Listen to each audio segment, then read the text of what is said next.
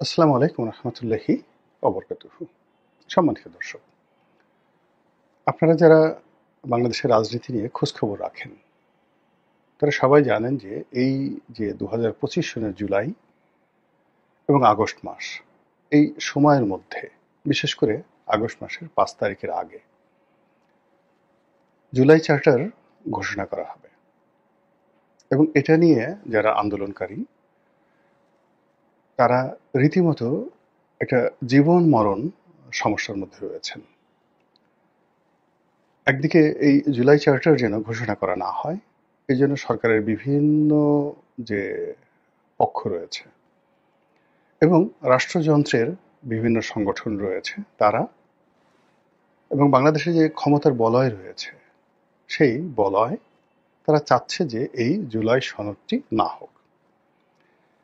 তারা চাচ্ছে যে এই মুহূর্তে যেভাবে সরকার চলছে, জোড়াতালি সরকার, এবং এই জোড়াতালি সরকারের ভয় রয়েছে, আতঙ্ক রয়েছে। এর কারণ হলো ইতিমধ্যে সরকারের বিরুদ্ধে যে গুরুতর অভিযোগ, তারা সংবিধান লঙ্ঘন করেছে পদে পদে। দ্বিতীয় অভিযোগ হলো তাদের প্রতিপক্ষ, যারা সরকারের প্রতিপক্ষ, তারা বলার চেষ্টা করছেন যে এই সরকারের যে শপথ গ্রহণ এটি কোনো নিয়ম মেনে হয়নি।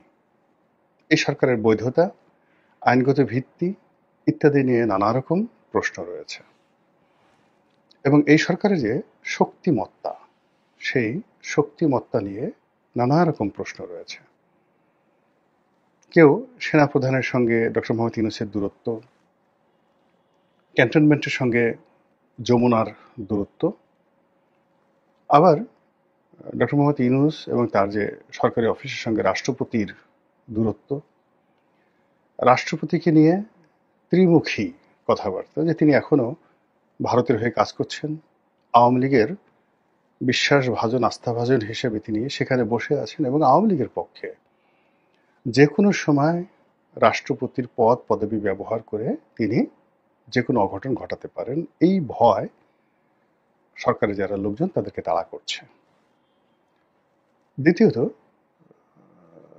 তিনি অর্থাৎ রাষ্ট্রপতি, তার সঙ্গে বিএনপির একটা ভালো সম্পর্ক আছে এবং বিএনপিকে এম্পাওয়ার্ড করার জন্য, বিকল্প শক্তি হিসেবে বিএনপিকে সাপোর্ট দেওয়ার জন্য যদি কখনো ক্যান্টনমেন্টের দরকার হয়, প্রশাসনের দরকার হয় বা অন্য কোনো বিষয়ে দরকার হয়, সেখানে রাষ্ট্রপতি অল অন এ সাডেন বিএনপির রাজনৈতিক ক্ষমতার সঙ্গে একত্র হয়ে যদি হুঙ্কার ছাড়েন, তাহলে আমাদের এই সমাজে অনেকেরই অনেক ভিত্তি নেই।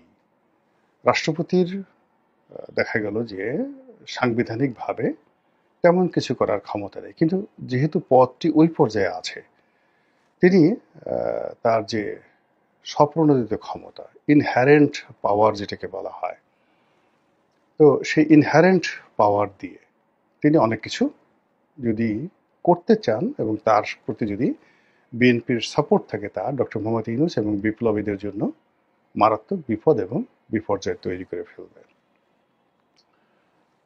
তৃতীয়ত, সেনাবাহিনী।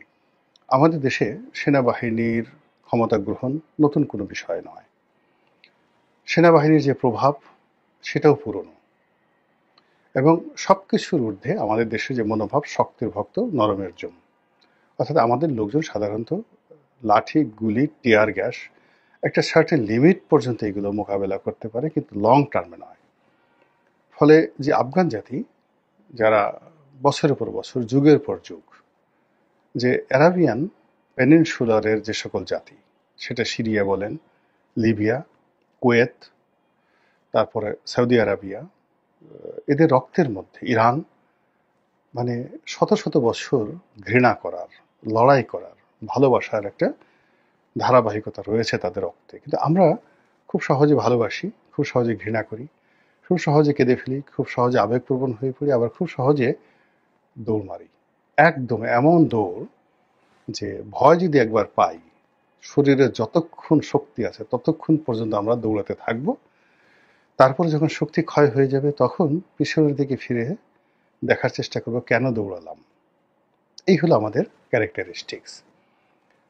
এটা 5,000 বছর আগে যেমন ছিল এখন তেমন আছে। ফলে সেই দিক থেকে সেনাবাহিনীর হাতে যে ক্ষমতা রয়েছে, অস্ত্র রয়েছে, সেগুলোকে ভয় না পাওয়ার কোনো কারণ নেই। সেই ভয় সরকারও পাচ্ছে, সবাই পাচ্ছে।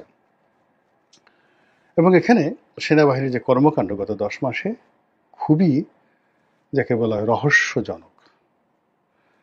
আপনি তাদেরকে সরাসরি দায়ী করতে পারবেন না গত 10 মাসে, আবার তাদেরকে ধন্যবাদও দিতে পারবেন না, তাদেরকে বকাও দিতে পারবেন না, প্রশংসাও করতে পারবেন না। বেহেশত এবং দোজখের মাঝামাঝি তারা এমন একটা অবস্থানে আছেন যে তারা যা চাচ্ছেন এ যাবৎকালে সবই হচ্ছে, কিন্তু কোনোটার দায় দায়িত্ব তাদের নেই।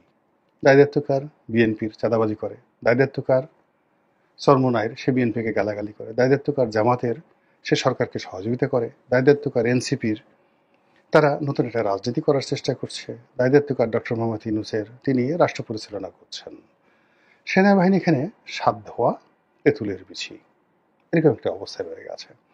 তো এরকম এখন যে অবস্থা, এই অবস্থা তো এমনি এমনি হয়নি। সেখানে যারা আছেন সেনার সদরে, তারপরে ডিজিএফআইতে, এরপরে সেনা গোয়েন্দা সংস্থা, তাদের যে আলাদা রয়েছে 3 বাহিনীতে, তারা এই যে তাদের যে অবস্থানটা 11 মাস ধরে ধরে রেখেছেন, এখানে বুদ্ধি আছে, পরামর্শ আছে, কৌশল আছে এবং পরিকল্পনা রয়েছে। তো এই যে একটা হ্যাফহ্যাজার্ড অবস্থা আমি যা বললাম, সেখানে সরাসরি দুটো পক্ষ একেবারে ডাইরেক্ট। একটা হলো যারা এই বিপ্লব করেছেন, হাসনাত, সার্জিস, মাহফুজ, আসিফ মাহমুদ, সজীব ভুঁইয়া, তারা একটা গ্রুপ একেবারে সরাসরি, যারা এখন এনসিপি রাজনীতির সাথে জড়িত। তাদের জীবন, মরণ, অস্তিত্ব সবই এই বর্তমান সফলতার উপর নির্ভর করে সরকারের। 2 নম্বর হলো যে তারা ইতিমধ্যে বুঝে গেছে, এনসিপি বুঝে গেছে যে আগামীতে যারাই ক্ষমতায় আসুক, মানে সেটা দলটি যদি বিএনপি হয়, তাহলে তাদের পিঠের চামড়া থাকবে না, এটা তারা বুঝে গেছে। 3 নম্বরে যেটা আছে সেটা হলো ডক্টর মোহাম্মদ ইউনূস এবং তার যারা উপদেষ্টা মণ্ডলী। এবং এই উপদেষ্টা মণ্ডলীর মধ্যে আবার 2 থেকে 3টা গ্রুপ আছে। একটা আমলা গ্রুপ, একটা বিদেশি গ্রুপ, মানে বিদেশে ছিল তারা এসেছে তারা, আর একটা এনজিও গ্রুপ,